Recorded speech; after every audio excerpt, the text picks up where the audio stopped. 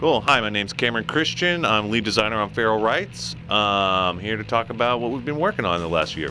So Insomniac's been working on multiple VR titles. How is that experience helping you guys as you explore this new game? Oh, it's been great because we've been able to share kind of research and tech and ideas and just different little things we've learned as we've been crossing that boundary coming into VR.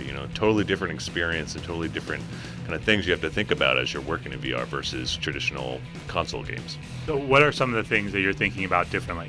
So I would say their two biggest challenges are cameras and how we work with cameras and what we're doing with that. Because in VR, you got to worry about moving the camera too much or possibly creating motion sickness.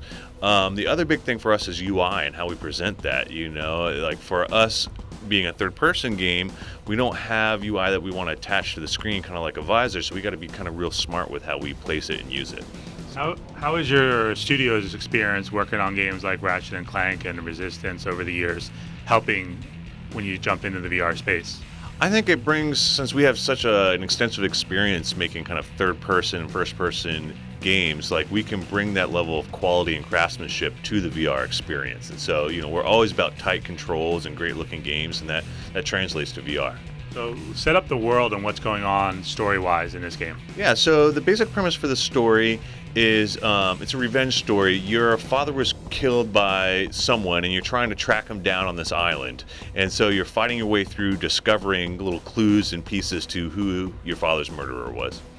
Talk a little about the island exploration. What are the types of environments people are exploring? Yeah. So it's a jungle island, and so we go from kind of dense jungle themes to mangroves to like volcanoes to cliff sides. Lots of different areas to explore. Try to create kind of an open sense of a game, so it's not completely linear. Like there's some linear focal points, but like you can take multiple different paths to get to a destination. There's lots of things to find and discover. So yeah, lots of exploration, lots of being able to kind of go where you want to go. And in terms of the gameplay experience itself, what are the different things people will be doing in the game? So the gameplay kind of takes place in kind of two forms. One, which is our core, which is combat.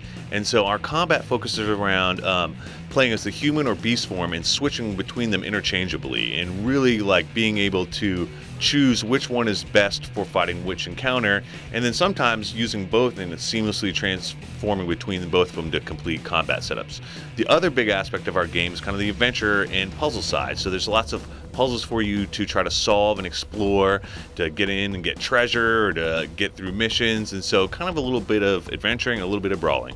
And what type of enemies will people be going up against? So we have kind of classic melee punch beat 'em up enemies. We have big giant beast enemies. We have some like flying magical bat enemies. We have kind of some kung fu monkey enemies. We got all kinds of different, we got all kinds of different enemies, kind of thematically for the different areas. And hopefully they will push and pull the combat and have the player kind of figuring out, oh, maybe I should fight this scenario as beast, or maybe I should change back to human, or maybe I should do an uppercut in human and change to the beast and like slam them down on the ground. And so really that's where we hope our enemies and our combat is pushing.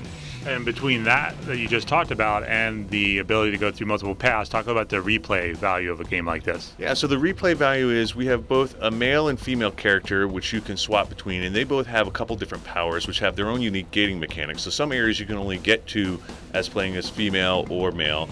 There's a lot of stuff to explore. We have gear and gear progression and stat progression, and so you might play the game one way in this particular play style with this particular set of gear, but then you could replay it again using a whole different set of gear and a whole different play style.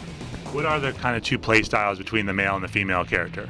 So as far as play styles, the basic human form is kind of similar. As far as the beast form, one is a little more defensive and one is a little more offensive. Those are the kind of the big changes between. I would assume the male is more offensive.